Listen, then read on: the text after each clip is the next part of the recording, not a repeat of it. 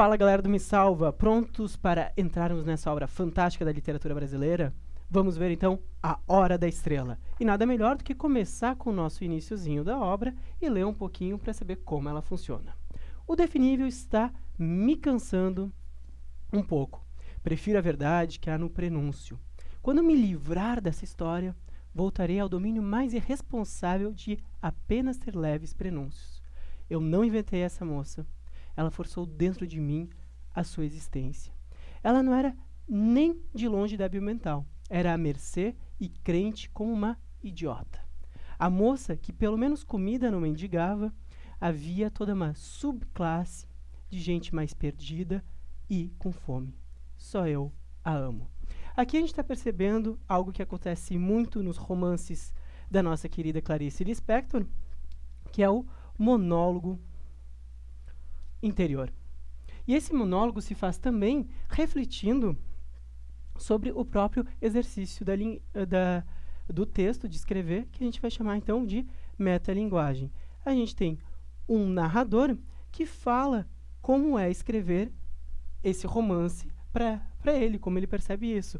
E a gente percebe que ele não está gostando nem um pouco, que ele quer se livrar dessa história. E por que ele quer se livrar dessa história? Porque ele está falando de uma personagem que ele não gosta muito, que depois a gente vai descobrir, que se chama também Macabeia.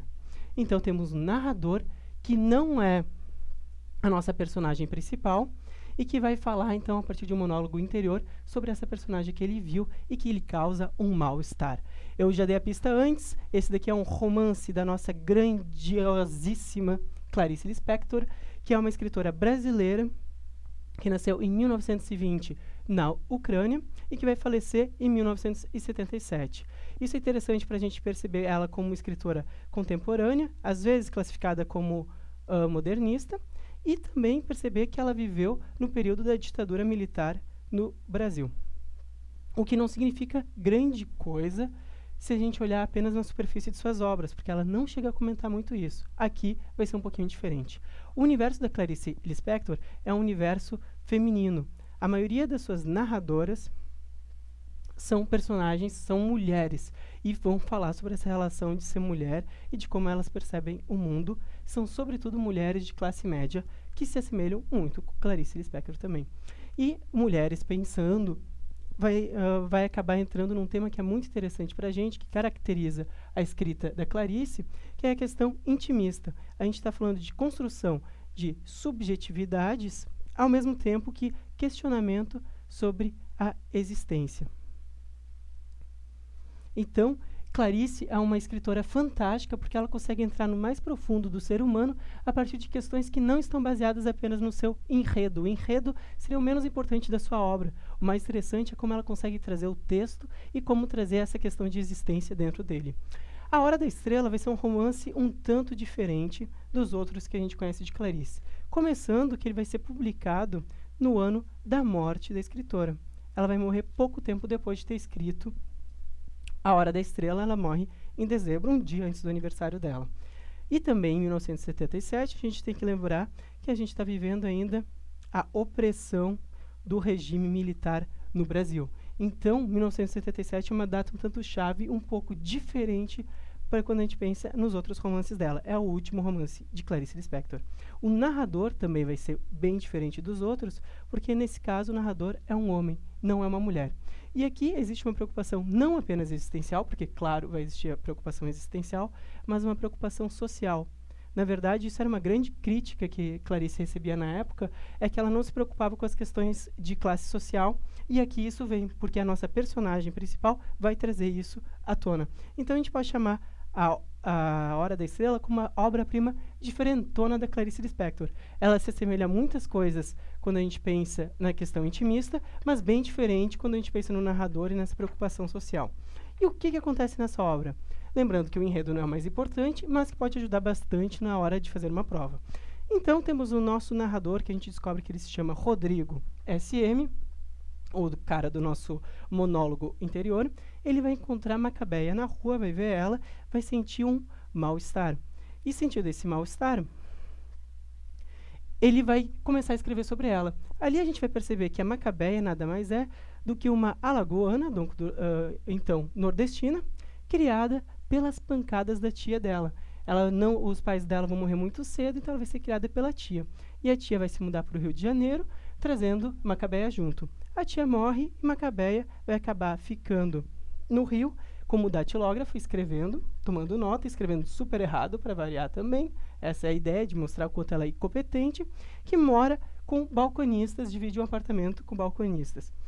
Ela também vai passar um dia um pouco diferente, que vai faltar ao trabalho, e nesse dia ela vai encontrar Olímpico de Jesus, que é um metalúrgico também nordestino, e ele vai acabar sendo o seu namorado. Só que, como namorado, ele não acha Macabeia nenhum tanto interessante, como o nosso narrador também não acha, e ele acaba ficando com a Glória, que é a colega de trabalho de Macabeia, secretária, que é bem diferente da Macabeia. A Glória vai se sentir mal por isso, vai dar dinheiro para Macabeia e comida também, vai convidar para conversar, dar dinheiro e sugere uma cartomante para ver o que a Macabeia pode fazer da vida. E a Macabeia vai conhecer a cartomante e tchananã, o que a cartomante vai dizer para ela?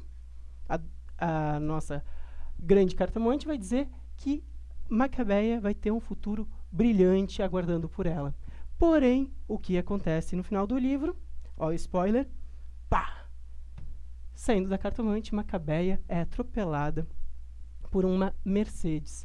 Então, todo o futuro brilhante, que ela iria se casar com um estrangeiro e ser rica, acaba logo saindo com essa estrela da Mercedes e atropelando ela.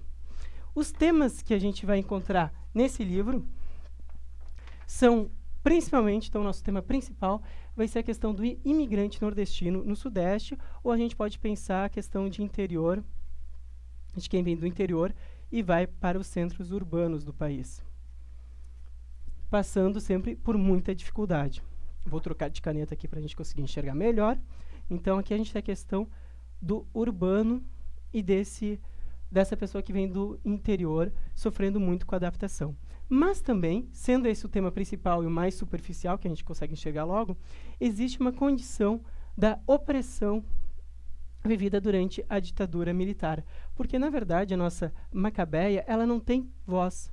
Quem fala por ela é sempre o nosso querido narrador, o Rodrigo S.M. Ou seja, a gente está falando de uma condição de silenciamento que é característica também da ditadura militar. E isso pode ser uma coisa bem interessante se pensar na leitura do romance. E também um outro tema que é bem interessante é a relação entre o intelectual e a massa. Porque, na verdade, também está ligado a um silenciamento. O nosso Rodrigo vai representar o intelectual, e a massa é a nossa Macabeia. Lembrando que a massa é diferente do povo. E o que acontece? Tem uma relação quase de nojo e de preconceito em relação à massa. Vamos ver um pouquinho mais quem é Macabeia para entender como é que funciona a massa. Aqui a gente tem a lista dos nossos personagens principais. Macabeia, lembrando que Macabeia é uma jovem de 19 anos, trinovinha, tem um corpo já cariado, como ela é descrita pela Clarice, ou seja, ela é toda raquítica e trabalha como datilógrafa, que a gente já comentou antes. O Rodrigo vai ser um homem da elite, o escritor, que tem uma preocupação com a existência, o que vale a vida, né? Ao mesmo tempo que ele tem uma preocupação com a escrita. O que tem de interessante também é o nosso Olímpico de Jesus, que é um metalúrgico nordestino, um namorado ambicioso, que vai procurar até na política, ambicioso aqui, vai procurar até na política ser alguém na vida.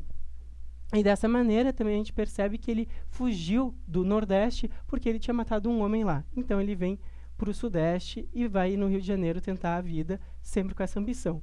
Glória vai corresponder ao desejo dele, porque ela vai ter um corpo mais cheio, ela é filha de um açougueiro, e ela é uma loira, é quase que o oposto da nossa Macabeia, que não tem nenhum cuidado com o corpo, e a Glória é a nossa loira oxigenada. Também vai existir a nossa Madama Carlota, que é a cartomante, e que entra questionamento, então, charlatã ou não?